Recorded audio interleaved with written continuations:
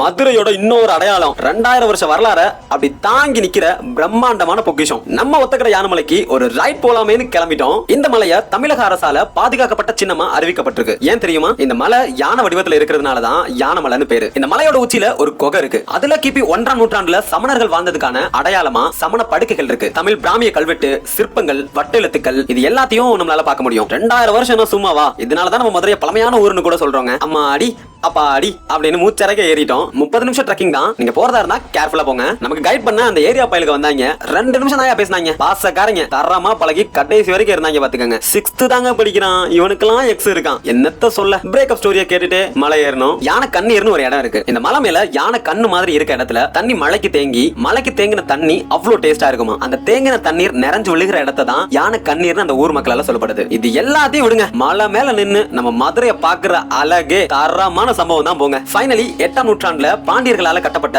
நரசிங்கம் கோவிலும் முருகனுக்கான ஒரே குடைவரை கோவிலும் இங்க தான் இருக்கான். எனிவே மை டியர் மதுரை மக்களே, நம்ம ஊர் பெருமையை நம்ம தான் தெரிஞ்சுக்கணும். இந்த வீடியோக்கு ஒரு லைக் கொடுத்துட்டு இதுதான் நம்ம ஊர் பெருமை அப்படின்னு உங்க ஃப்ரெண்ட்ஸுக்கும் ஷேர் பண்ணி விட்டுருங்க.